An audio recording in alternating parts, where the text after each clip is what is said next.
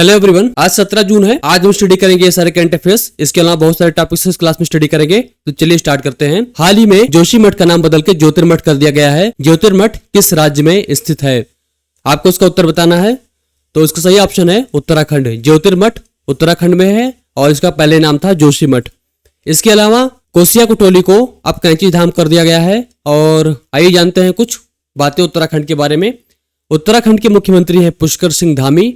यहाँ के गवर्नर हैं गुरमीत सिंह। हाल ही में यहाँ पे जंगल की आग बुझाने के लिए बॉम्बी बकेट ऑपरेशन किया गया था इंडियन एयरफोर्स के द्वारा। बॉम्बी बकेट एक तरह की बकेट होती है जो हेलीकॉप्टर से नीचे बंधी होती है। ये सीधे पानी में डुबोने से पानी भर जाता है।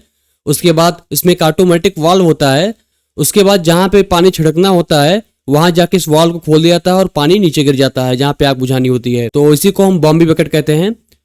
उत्तराखंड में जिम कॉर्बेट नेशनल पार्क है, यहाँ बाघों के लिए फेमस है। राजा जी राष्ट्रीय उद्यान है, प्राकृतिक सौंदर्य के लिए है। वैली ऑफ फ्लावर्स है, यानी फूलों की घाटी है। ये रंग बिरंगी घाटियां हैं, एक अपने आप में एक अलग तरह का एक राष्ट्रीय उद्यान है या नेशनल पार्क है। और नंदा देवी राष्ट्रीय उद्यान एक विश्व खनिज स्थल है। गंगोत्री राष्ट्रीय उद्यान विभिन्न जानवरों के लिए जाना जाता है। और गोविंद पशु विहार एवं राष्ट्रीय उद्यान और अभ्यारण्य यहाँ भी घाटियों की बेहतरीन खूबसूरती और प्रशंसा के लिए जाना जाता है। उत्तराखंड में बहुत ही इंटरेस्टिंग चीज अभी हाल ही में आयोजित की गई थी। मैं आपको इसका फोटो दिखा रहा हूँ। और ये था उत्तराखंड टूरिज्म और स्टार्स स्केप्स एक कंपनी है, एस्ट्रो टूरिज्म कंपनी। इसने भारत का पहला एस्ट्रो टूरिज्म अभियान लॉन्च किया था। उसका नाम था नक्षत्र सभा। नक्षत्र सभा लॉन्च किया था। इसमें उत्तराखंड राज्य साफ आसमान, ऊंचाई और प्राकृतिक सुंदरता से भरपूर है। तो इसमें नक्षत्र सभा लॉन्च किया गया था। इसका उद्देश्य था रात्रि में टूरिस्ट हैं वो स्टार गेजिंग यानी कि तारा दर्शन। सिंपल शब्दों में कहें तो रात्रि में नाइट स्काई को देखने के लिए विभिन्न तरह के टूरिस्ट को यहाँ पे आमंत्रित किया गया था और इसी को नक्षत्र सभा कहते हैं। ये देश का पहला एस्ट्रो टूरिज्म है और ये उत्तराखंड टूरिज्म और स्टार्स स्केप दोनों ने मिलकर इसको आयोजित कराया था। कि जून में मसूरी में जॉर्ज एवरेस्ट नामक की एक चोटी है, माउंटेन। जेनईआई पर वैश्विक सम्मेलन की मेजबानी के लिए किस राज्य ने IBM के साथ साझेदारी की है? IBM यहाँ पे कंपनी है जिसका फुल फॉर्म है इंटरनेशनल बिजनेस मशीन्स। जैसे माइक्रोसॉफ्ट हो गई उसी प्रकार से कंपनी है। और इसमें सही उत्तर इसका है केरला। केरला के कोची शहर में अंतरराष्ट्रीय जेनईआई का प्रेस कॉन्फ्रेंस हुई थी और इसका सम्मेलन हुआ था। और केरल ने आर्टिफिशियल इंटेलिजेंस की दिशा में बहुत सारे काम किए। इसने हाल ही में स्कूली विद्यार्थियों के लिए AI का सिलेबस लॉन्च किया है। ये कक्षा 7 के जो विद्यार्थी हैं वो आर्टिफिशियल इंटेलिजेंस के चैप्टर्स को कक्षा 7 के बच्चों के सिलेबस में जोड़ा गया है ताकि वो आगे चल के एक बेहतर AI में समझ डेवलप कर पाए। जेनईआई का मतलब होता है generative AI। Generative AI basically सारे जनरेटिव AI LLM पे बेस्ड होते हैं जिनको हम बोलते हैं large language models. Large language models वो मॉडल्स होते हैं जिसको हम बहुत सारी दुनिया की सारी जानकारी उसको प्रोवाइड कर देते हैं। उसके बाद जब हम उससे क्वेश्चन पूछते हैं तो उसी के बेसिस पे आंसर देता है। इसी को हम जनरेटिव AI कहते हैं। Example ChatGPT। विश्व रक्तदाता दिवस कब मनाया जाता है? World blood donor day observe on. ये 15 जून को मनाया जाता है। इसका थीम इस बार था 20 years of celebrating giving thank you blood donors. 20 साल रक्तदान देने का जश्न मनाने के लिए ये रक्तदाताओं को धन्यवाद दे रहा है। और इसका उद्देश्य था कि उन लाखों स्वैच्छिक रक्तदाताओं जो अपने मन से ब्लड डोनेट करते हैं उनको धन्यवाद करना था, उनको मान्यता देना था जिन्होंने दुनिया भर के लाखों लोगों के स्वास्थ्य और कल्याण में योगदान दिया है। ये रक्तदाताओं को सम्मान देने का एक अवसर है, एक दिन है। और सर्वोत्तम प्रथाओं और सीखे गए सबक साझा करना। जो नई नई चीजें हमने सीखी ब्लड डोनेशन में वो हम आपस में शेयर करेंगे लोगों के बीच में। और इसका आयोजन कराता था WHO वर्ल्ड हेल्थ ऑर्गेनाइजेशन, विश्व स्वास्थ्य संगठन। और WHO के जो DG हैं वो हैं डॉक्टर टेड्रोस। हाल ही में किस राज्य में एक दुर्लभ 4 सींग वाला मृग देखा गया है? A rare 4 horn antelope has been sighted in which state? सही उत्तर है मध्य प्रदेश में देखा गया है। मध्य प्रदेश में वन्य जीवों के लिए जाना जाता है। इसमें बहुत सारे नेशनल पार्क हैं और ये देखा गया था वीरांगना दुर्गावती टाइगर रिजर्व में देखा गया था। आइए कुछ जानते हैं मध्य प्रदेश के tiger reserve national parks. Kanha tiger reserve, Panna national park, Pench national park, Satpura national park, Kuno wild life sanctuary और माधव नेशनल पार्क ये हमारे मध्य प्रदेश में है। संयुक्त राष्ट्र UN का अंतर्राष्ट्रीय एल्बिनिज्म जागरूकता दिवस कब मनाया जाता है? एल्बिनिज्म एक प्रकार का एक डिफिशियंसी या डिजीज और इसकी जागरूकता के लिए दिन मनाया जाता है 13 जून को।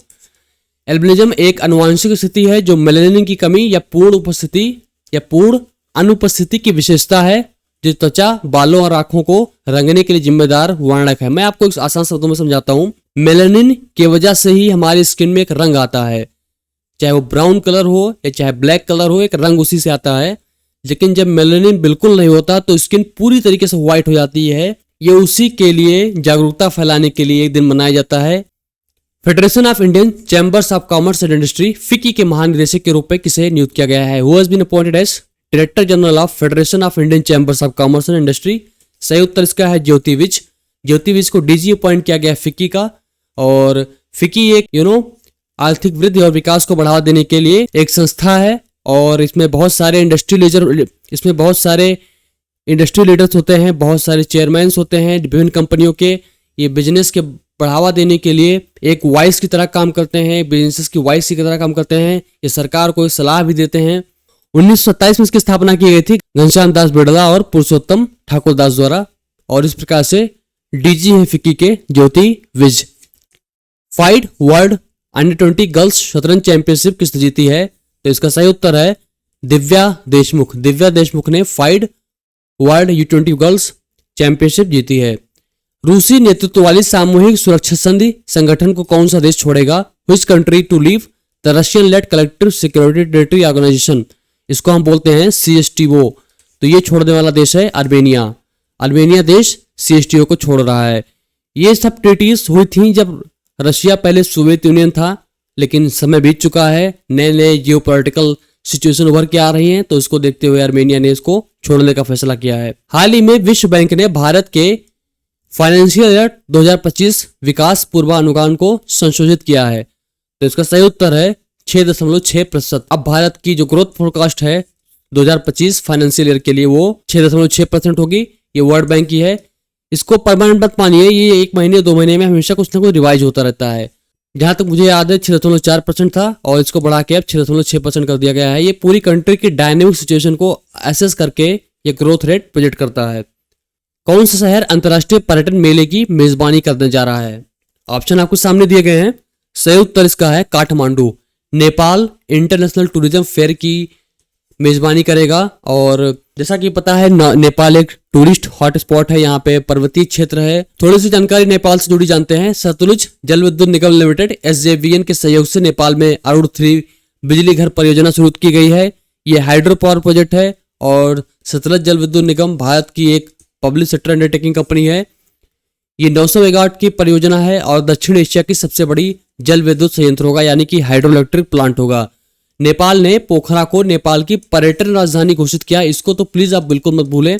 काला पानी एक रीजन है जो हिमालय में रणनीतिक रूप से बहुत महत्वपूर्ण क्षेत्र है। विवाद काला पानी नदी के आसपास केंद्रित है, जो भारत और नेपाल के बीच पश्चिमी सीमा के हिस्से के रूप में कार्य करती है। अलग अलग इसकी व्याख्याएं हैं। भारत की व्याख्याएं अलग हैं, नेपाल के अपने विचार हैं। नेपाल लिम्पिया धुरा के आधार पर काली नदी के पूर्व की भूमि पर दावा करता है, जबकि भारत का दावा है कि काला पानी के आसपास नदी को काली नाम मिलता है। तो इस प्रकार से दोनों देशों के बीच में थोड़े बहुत मतभेद हैं जिन्हें डायलॉग से हल किया जा सकता है। और भारत और नेपाल हमेशा साथ रहे हैं, मित्र देश रहे हैं, एक दूसरे के काम आए हैं। इस प्रकार से Nepal international tourism fair organise करेगा। इंदिरा गांधी राष्ट्रीय कला IGNCA ने भारतीय कला और संस्कृति को किस टीवी चैनल के लिए अधिक सुलभ बनाने के लिए एक समझौते पर हस्ताक्षर किया है? सिंपल है, IGNCA ने भारतीय कला और संस्कृति को ब्रॉडकास्ट करने के लिए किसी टीवी चैनल से संधि किया है, तो वो है संसद टीवी। संसद टीवी के साथ IGNCA ने संधि किया है। आई हैव द स्ट्रीट्स एक कुट्टी क्रिकेट स्टोरी, ये किसकी आत्मकथा है? कौन से क्रिकेटर की आत्मकथा है? तो इसका सही उत्तर है A रविचंद्रन अश्विन। रविचंद्रन अश्विन ने इस किताब को लिखा है।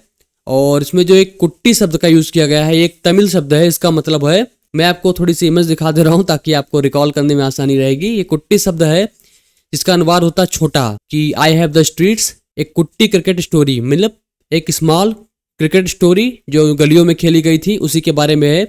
ये शायद अपने बचपन के बारे में बता रहे हैं R अश्विन जी। और इसके जो लेखक हैं वो हैं सिद्धार्थ मोंगा। आत्मकथा को अश्विन ने क्रिकेट स्टार बनने से पहले के जीवन का स्पष्ट प्रतिबिंब कहा जाता है। मतलब अपने बारे में बहुत ढंग से लिखा है, बहुत ही डिटेल में लिखा है।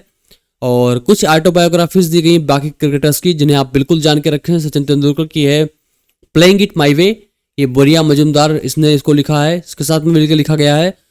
सुनील गावस्कर ने लिखा Sunny days an autobiography, Kapil Dev straight from the heart an autobiography, Yuvraj Singh the test of my life from cricket to cancer and back, and Ravi Shastri ji ने लिखा है star gazing the players in my life. प्रधानमंत्री के प्रधान सचिव के रूप में किन्हें पुनः नियुक्त किया गया है?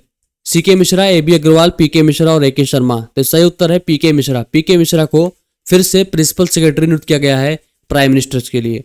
कुछ और अपॉइंटमेंट हुए हैं जिन्हें बिल्कुल आप जान के रखें। प्रेम प्रभाकर हुए हैं एसबीआई कैप वेंचर्स लिमिटेड के एमडी और सीईओ के रूप में हुए हैं। लेफ्टिनेंट जनरल बेकरुज जमान बांग्लादेश के सेना प्रमुख हैं। लेफ्टिनेंट जनरल उपेंद्र द्विवेदी भारत के सेना प्रमुख हैं। प्रेम सिंह तमांग सिक्किम के मुख्यमंत्री हैं। राष्ट्रीय सुरक्षा सलाहकार के पुनः नियुक्ति हुई है कुंवर डोभाल। ओडिशा के मुख्यमंत्री हैं मोहन चरण मांझी। आंध्र प्रदेश के हैं एन चंद्रबाबू नायडू। अरुणाचल प्रदेश के हैं पेमा खांडू। किस सरकार ने मुख्यमंत्री मतुरैयर कप्पोम योजना शुरू की है? तो मैं इसको हिंट देता हूं, एक तमिल शब्द है, तो इसका सही उत्तर होगा तमिलनाडु। तमिलनाडु के चीफ मिनिस्टर ने लॉन्च की है और इसका मतलब मैं कुछ ट्रांसलेट करने की कोशिश कर रहा हूं। तो इसका एक छोटा मोटा लूज ट्रांसलेशन कुछ ऐसे बन के आ रहा है, मुख्यमंत्री की मिट्टी का जीवन बचाओ या मिट्टी का जीवन सुरक्षित करो। बेसिकली सॉइल कंजर्वेशन स्कीम है और ये तमिलनाडु के जो मुख्यमंत्री हैं एमके स्टालिन, उन्होंने इसको लॉन्च किया है। ये गुणवत्ता, उर्वरा क्षमता और भी बहुत सारे उत्थान के लिए स्कीम लॉन्च की गई। इसका बजट है 206 करोड़ रुपए और इसमें हरी खाद का उपयोग करके मिट्टी की उर्वरता संरक्षण के लिए 20 करोड़ रुपए आवंटित किए गए हैं। बाकी बजट विभिन्न क्षेत्रों में किए गए हैं जो मिट्टी की गुणवत्ता बढ़ाने के लिए किए गए हैं। तो आशा आपको सेशन पसंद आया होगा और अगर कोई डाउट या फीडबैक हो तो प्लीज मुझे बताएं, मैं कमेंट सेक्शन में उसको सॉल्व करूंगा और आपके फीडबैक को यूज करूंगा।